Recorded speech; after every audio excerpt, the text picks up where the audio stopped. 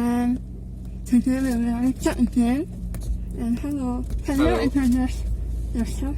Hi guys, I graduated from Jurong Junior College and now I'm currently waiting to enlist in NS. And I currently got accepted into NTU Mathematical Sciences course. So yeah. Why do you choose that university and that major? Okay, so in Singapore actually we have the top two universities, which is NUS and NTU. But most of my good friends got into NTU, so I chose NTU lah. So there's not much reason about that. But the reason why I chose Mathematical Sciences is because number one is, of course, I must be good in math lah to be able to take Mathematical Sciences. But of course, like also in our current life, in our nowadays society, everything is related to math. It helps us develop these analytical skills and logical skills that we need in everyday life. And also I feel that when I graduate and I want to find a job, it's also easier because there's a wide range of jobs for me to choose from. I can be a data scientist, data analyst, research analyst, all those kinds of jobs. And if all else fails, I can always be a math teacher. So it's a very safe course to take lah, as compared to other courses like maybe psychology, all those kinds. Yeah. So how much is the tuition fee for the mathematical course? Okay, so for Singaporeans, right, you have to pay around 4,000 plus Sing dollars a year. But if you are a Singapore PR, you need to pay around 11,600, around there. But if you are a foreigner, you have to pay 17,000 plus SGD. But all those is if there is tuition grant, which means for Singaporeans it's compulsory and a must to get tuition grant. So for Singaporeans, you need to only pay 4,000 plus a year.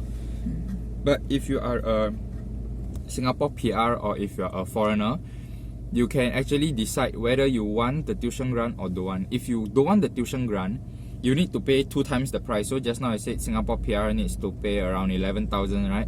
If you don't take up the tuition grant, you have to pay around 22,000 to 23,000 a year. But if you take up the tuition grant, you only need to pay 11,000. But then after signing the tuition grant, what you need to do is that you actually have a bond with Singapore after signing the paper. So you need to work in Singapore for 3 years. Okay. So yeah.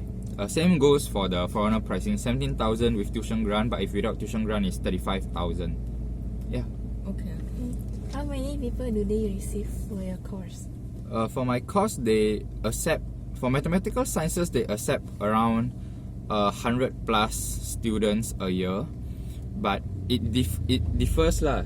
It depends on what course it's in. Maybe for sciences, they accept more. For mechanical engineering, for electrical and electronics engineering, they accept around 300, 400, 500, that kind. It differs from courses to courses. But for mine, it's around 100 plus a year. What facilities that they provide? Well, I haven't really got into NTU yet, but I only know that the one thing that I really like is that they have the shuttle bus service, because the school, you know, is like NUS, is very huge. So to get from one place to another place is actually very hard. You need to walk long distance. So what the school did is that they actually provide the shuttle bus for students to get from one point to another point. So that's one facility that I really like. And the other facilities includes the gym. They have a lot of eatery places. You know, they have Subway and McDonald's, all those kind of stuff for you to actually eat lah. So it's pretty convenient. It's not like the whole school so big, only got one place to eat. There's many different places to eat. So I find it really convenient. So yeah, that's all I know. I haven't get into the school yet. Okay, so how about the grading system? In Singapore? Yeah, in Singapore. Okay, for JC, right? Okay, for O levels and JC, what we have is that we have this thing called the bell curve. So let's say you need 70 marks to get A. But then in Singapore, let's say there are 10 students. Out of the 10 students, 9 of them got 50 marks and you got 60 marks. So in that case, right, none of you guys get A, right? Yeah.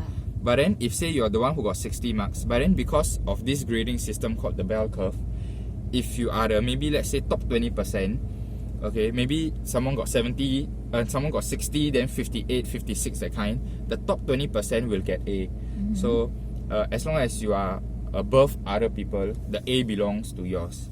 Okay, so they don't really stick to this 70 marks that kind. But then the fact is that although we stick to this bell curve system, but Singapore students are generally very smart.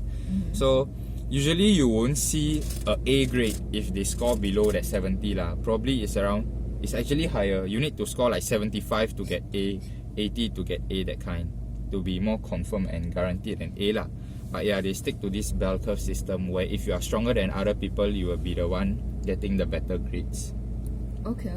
So, like before you graduated from your JC to enter the your university, we usually have an examination in Indonesia, like we know it as national examination, which is known as UN. So how about Singapore? Is there any examination?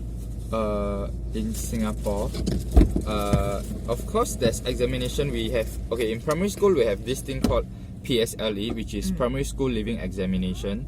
Then for O levels, it's O levels lah, for secondary school. Then secondary school we actually have N levels and O levels.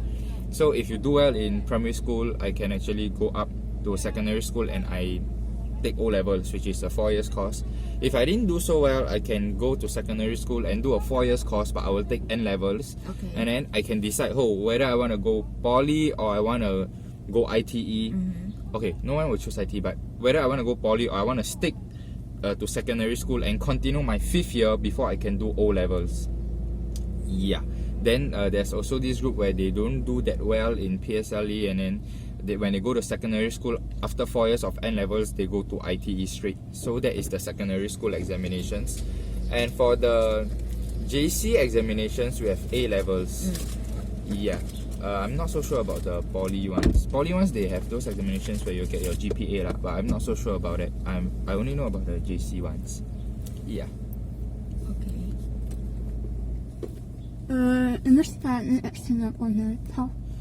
Studying in Singapore, I know the education, they say that Singapore's education is #1 in Asia and all.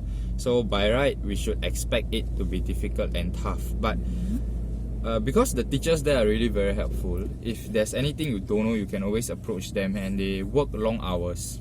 So every time, let's say I don't understand this, I don't understand that, I can easily approach them, I can text them, they're very friendly, they will like entertain me and answer all kinds of questions that I ask.